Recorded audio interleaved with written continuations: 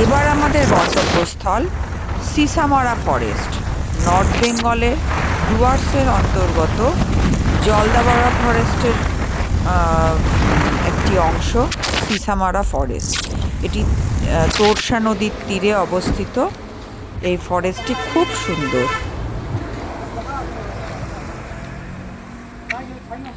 আমাদের জলদাপাড়া ফরেস্টের main gate থেকে এন্ট্রি দেওয়া হলো না। এই গেট দিয়ে মেন এন্ট্রি নিতে গেলে প্রায়র পারমিশনের প্রয়োজন হয়, যেটি আমাদের কাছে ছিল না। তাই জন্য আবার আমাদের 40 কিলোমিটার ব্যাক করে ফালাকাটা জংশন থেকে একটি রাস্তা আছে, সেইখান দিয়ে যেতে হয়। ফালাকাটা জংশন থেকে সিসামারা ফরেস্ট রিসর্টের ডিস্টেন্স প্রায় 1 ঘন্টা।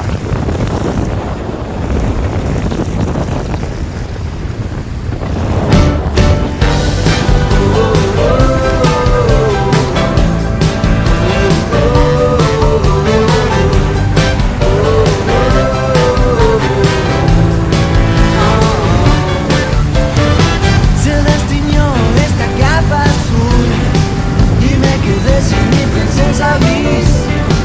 Me daba cuenta por el rancio olor que dejó el vino que no te... অবশেষে আমরা এসে পৌঁছালাম সিসামারা ফরেস্ট রিসর্টে। দেখো সবাই, আমাদের এই যে রিসর্টের যে রুমটা, স্পেশালি আমাদের রুমটা একদম ওপরে, সিঁড়ি দিয়ে ওপরে উঠতে হয়, পুরোটাই কাঠের তৈরি। আমি ভিউটা তোমাদের দেখাচ্ছি ওপরে গিয়ে। দেখো খুব সুন্দর প্রাকৃতিক পরিবেশ। আমাদের এই রুমটাকে বলা হয় টং, মানে অনেকটা ওপরে তো, তাই জন্য বলা হয় টং। আমাদের রুমের পাশেও আবার আরেকটা রুম আছে, পুরোটাই কাঠের তৈরি। আর সামনের ব্যালকনিটা আবার কাঁচ দিয়ে ঘেরা। ব্যালকনিটা ওপেন, জানলা দরজা সবই কাঁচের। চারিপাশটা দেখো কি সবুজ।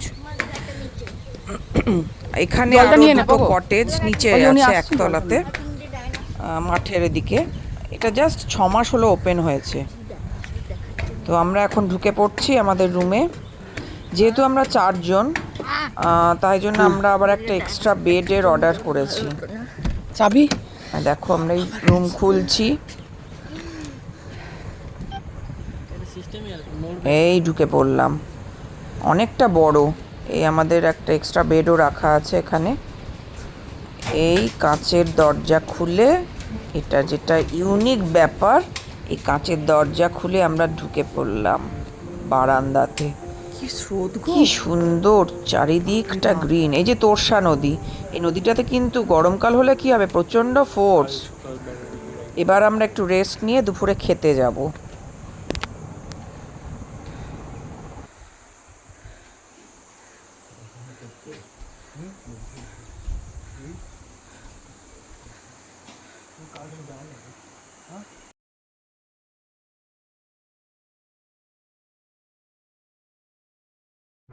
দুপুরের খাবারেও এলাহি আয়োজন।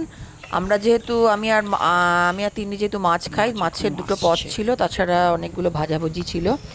আমার হাজবেন্ড আর পোগোর জন্য চিকেন ছিল, তা অনেকগুলো ভাজাই দেওয়া হয়েছে।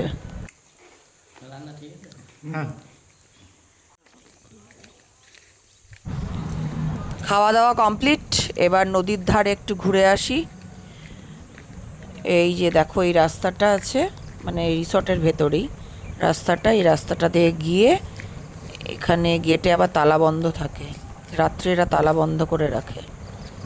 চারিদিকটা কাঁটা তার দিয়ে ঘেরা, কেননা ওপার থেকে বলে হাতি প্রায়শই এসে পড়ে। যেহেতু এখন নদীতে জল বেশি, তাই জন্য হাতি আসছে না, কিন্তু প্রায়শই নাকি এপারে হাতি চলে আসে। ওপারটা পুরোটাই জলদাপাড়া জঙ্গল। কপাল ভালো থাকলে সন্ধ্যেবেলার দিকে বিভিন্ন পশুদের জল খাওয়া আমরা দেখতে পারি, যদি আমাদের লাক ফেভার করে। এই যে দেখো আমরা বেরোচ্ছি।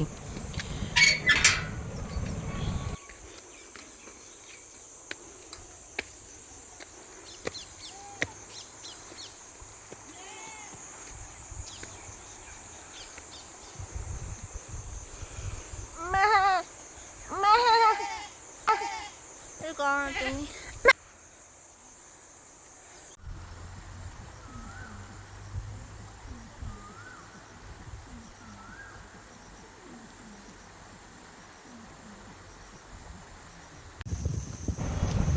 দেখো বন্ধুরা, নদীর পাড় থেকে আমাদের রুমগুলো দেখা যাচ্ছে। ওই যে আমাদের রুম, দেখেছো কতটা উঁচু।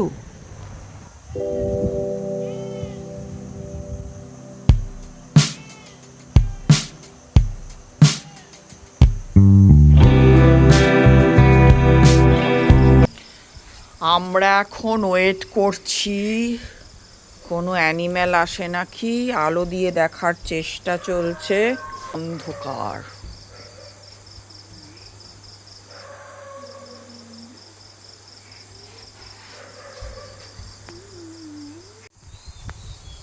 এটা পরের দিন ভোরবেলা 4:30-র সময় ঘুম ভেঙে গেছে, ভোর 4:30। কারণ আমাদের খুব তাড়াতাড়ি রেডি হয়ে ভোর 5:30টার মধ্যে জলদাপাড়া মেন গেটে পৌঁছে যেতে হবে। এখান থেকে আমাদের হাতি সাফারি স্টার্ট হবে। তাই ভোরবেলা উঠে পড়েছি। এসেই আমি বারান্দা থেকে যা দেখলাম, অপূর্ব পরিবেশ। চারিদিকে কত অজানা পাখির কোলাহল। কোলাহল তো নয়, কলতান বলে, হ্যাঁ কলতান।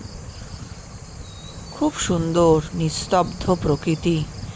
যাই এবার রেডি হয়ে নিই, নাহলে 5:30টার মধ্যে না পৌঁছতে পারলে খুব মুশকিল হবে। গত রাত্রেই আমরা হাতির রাইডের বুকিংটা করে নিয়েছিলাম। বন্ধুরা, এখানে আসার সময় তোমরা যদি হাতির রাইড করতে চাও, এখান থেকেই ব্যবস্থা করে দেবে।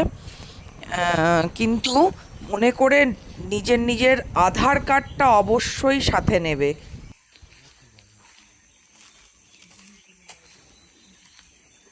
এই যে দেখো, আমরা চলে এসেছি জলদাপাড়া গেটে। বিভিন্ন জলদাপাড়া তো অনেকটা জায়গা, তো বিভিন্ন গেট আছে।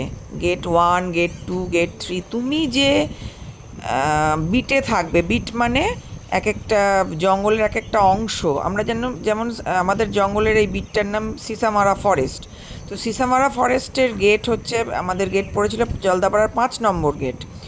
এরকম বিট অনুযায়ী গেট নাম্বার হয় ওদের, নিয়ারেস্ট বিট অনুযায়ী নিয়ারেস্ট গেটটা হয়। তো এইখানে গেটে আমরা উপস্থিত। আমরা একটু লেট করে ফেলেছি। আমাদের রিসোর্ট থেকেই টোটো ঠিক করে দেওয়া হয়েছিল। টোটো দাদা কিন্তু অনেক আগে এসে গেছে, আমাদেরই একটু লেট হয়েছে। তো তাই জন্য আমাদের একটু মিনিট 10 ওয়েট করতে হয়েছিল। হাতি একটা সাফারিতে চলে গেছিলো কিছু লোক নিয়ে। আবার খানিকক্ষণ ওয়েট করার পর আবার হাতি আসে, তারপর আমরা ধীরে ধীরে হাতির পিঠে উঠে আবার সাফারিতে যাই।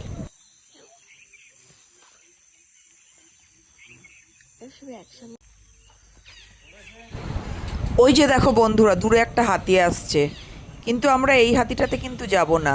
আরেকটা হাতি আসছে, এই হাতিটার নাম ছিল নন্দিনী।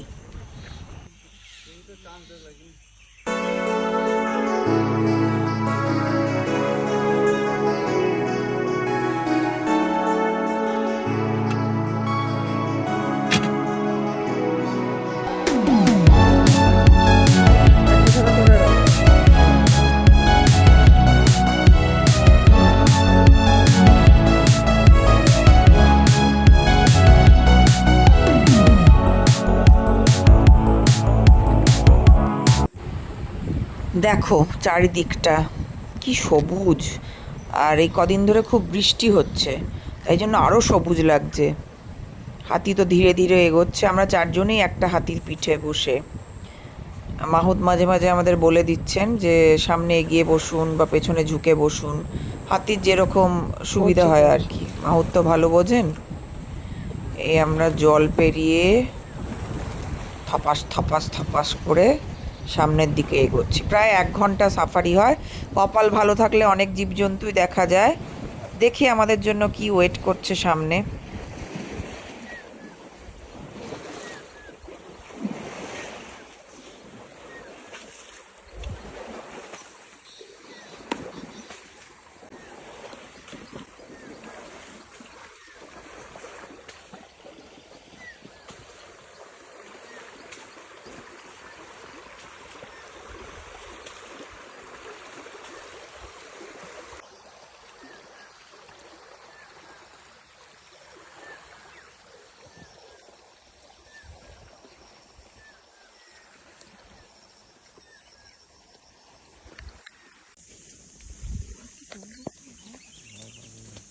দুখানা আছে না? দেখো বন্ধুরা, সামনে আমাদের জন্য কি চমক ওয়েট করছে। আরে আরে আরে, তো গন্ডার, গন্ডার মানে মা সমেত ছানা। আরে বাস, এত বছর আমরা বারবার এসছি জলদাপাড়ে, অন্তত 3 থেকে 4 বার। এইবার সামনাসামনি প্রথম আমরা গন্ডার দেখলাম। দেখো দেখো বন্ধুরা, সামনে বাচ্চাটা চলে যাচ্ছে, তার পেছন পেছন মা। হাতি কিন্তু আমাদের এই গন্ডার দেখে প্রচণ্ড ভয় পেয়ে গেছিল, সে প্রায় এগোতেই চাইছিল না। তারপরে গন্ডার দুটো ভেতরে ঢোকার পর হাতিটা আবার এগোতে লাগলো। গন্ডার দাও, ভিডিও করে দাও। দূরে আবার কি করছে বন দপ্তরের লোকেরা? আরে সাপ মনে হচ্ছে তো, কাছে চলো কাছে চলো। হ্যাঁ, একটা সাপ ধরা পড়েছে, দেখি তো এটা কি সাপ। এই বস্তাটা খোলা হচ্ছে, দেখি মনে হচ্ছে কোনো বিষাক্ত সাপই হবে। দেখি ওয়েট করে, রাসেল ভাই পান উত্তেজনা আর চেপে রাখতে পারছি না। শাখামুটি। আরে বাবা, এটা তো বিশাল বড় একটা সাপ, এটা শাঁখামুটি বলে। পশ্চিমবঙ্গের কতগুলো বিষাক্ত সাপের মধ্যে এটা 1 নম্বরের অন্যতম। একে তার ন্যাচারাল হ্যাবিটেটে পৌঁছে দেওয়ার চেষ্টা চলছে। সৌভাগ্যক্রমে আমরাও এর দেখা পেলাম। আমরা কিন্তু প্রচুর ময়ূরও দেখতে পেয়েছি, কিন্তু ক্যামেরা বন্দি করতে পারিনি, ছট করে চলে গেছে। ময়ূরের প্রচুর আওয়াজও আসছিল। চলো বন্ধুরা, আজকে এত পর্যন্তই। আবার অন্য দিন আসবো নতুন কোনো জায়গার ভিডিও নিয়ে। Till then, bye by.